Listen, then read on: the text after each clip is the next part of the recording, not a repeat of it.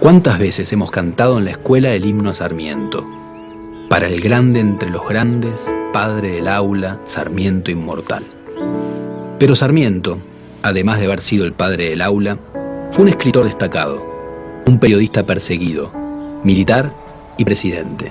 Fue un político con opiniones terribles y polémicas, y el pensador de un modelo de país que no ocurrió. Sarmiento fue un intelectual que encendió y sigue encendiendo numerosas controversias.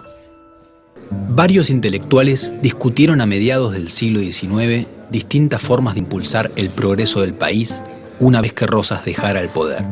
Sarmiento elaboró un proyecto en el cual proponía dejar de lado la fascinación por Francia y tomar en cambio como modelo a los Estados Unidos.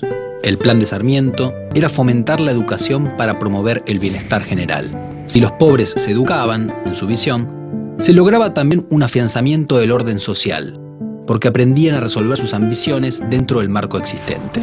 A la vez, había que promover la participación política de los ciudadanos en el ámbito municipal, para que se involucraran activamente en los asuntos que los implicaban.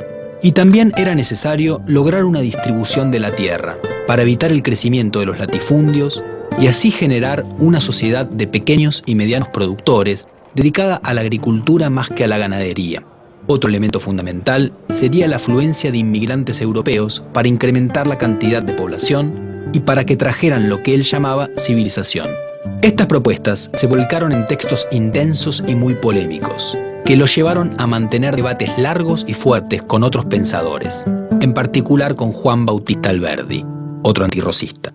La pluma de Sarmiento era implacable, era un escritor extraordinario. Cuando Rosas leyó el Facundo, le dijo a los publicistas que lo rodeaban: así deberían defenderme. Como hombre de acción, como político, Sarmiento mostró el lado más polémico de un personaje que siempre era polémico.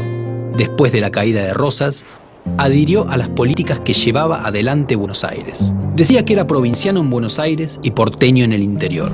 Cuando fue gobernador de San Juan, en 1862, se produjo en La Rioja el levantamiento del Chacho Peñalosa contra el Estado Nacional. Sarmiento dirigió en persona la lucha contra las montoneras del Chacho, quien fue vencido y muerto por el ejército. En ese conflicto, Sarmiento le escribió a Mitre una de sus frases más terribles, cuando le aconsejó que no trate de economizar sangre de gauchos. Este es un abono que es preciso hacer útil al país. La sangre es lo único que tienen de seres humanos esos salvajes. El desprecio por las clases populares criollas y también por los indígenas no era exclusivo de Sarmiento, era como pensaba la mayor parte de las élites de las distintas provincias argentinas.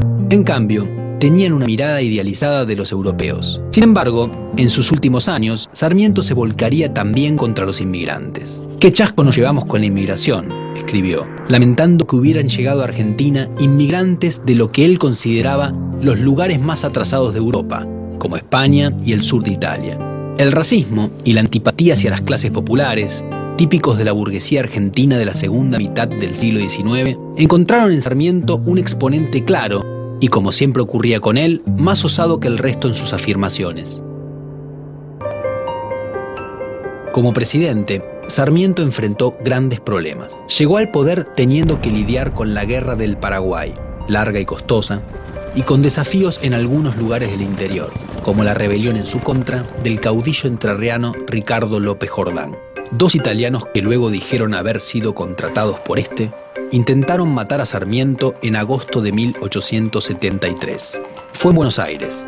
Quisieron dispararle, pero a uno de los atacantes le explotó el trabuco en la mano. El presidente no escuchó nada porque para ese momento se había vuelto casi totalmente sordo. A la vez, Sarmiento gobernó muy solo. No tenía un partido ni muchos apoyos en el Congreso. Esta debilidad hizo que muchos de los planes que había presentado años antes no fueran impulsados desde el gobierno. Por ejemplo, sus propuestas sobre la propiedad de la tierra no se aplicaron. Sí pudo dar impulso a otras cosas, como el alambrado de los campos, la realización del primer censo de población de la historia argentina, el aumento de las líneas de ferrocarril y el desarrollo del telégrafo. Si el 11 de septiembre es el Día del Maestro, es porque el aspecto educativo de la obra de Sarmiento es el que más efectos tuvo en Argentina. Como gobernador de San Juan, dictó una ley que hacía la enseñanza primaria obligatoria y creó varias escuelas de distinto tipo que se conservan hasta hoy. Siendo presidente, fundó alrededor de 800 escuelas en todo el país. Creó la Academia de Ciencias, la Escuela Normal de Paraná, la Biblioteca Nacional de Maestros, el Liceo Naval y el Colegio Militar. Al término de su gobierno, los alumnos en escuelas primarias habían pasado de 30.000 a 100.000.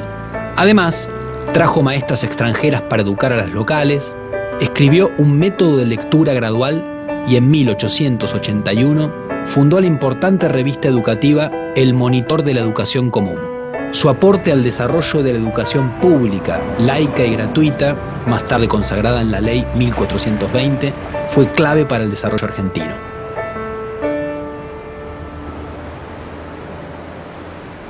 Muchas veces juzgamos a nuestros próceres. Buscamos que sean puros, intachables, magníficos. Personas así no existen ni existieron.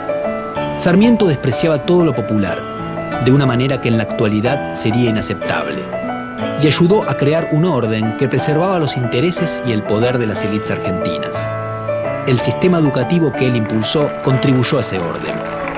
Pero ese sistema educativo permitió a la vez el progreso del país. Se convirtió en una estructura de integración social y nacional, incluyó a los inmigrantes y a sus hijos, y favoreció la movilidad social ascendente. Algo es indudable. La formación de la Argentina moderna no se entiende sin Sarmiento.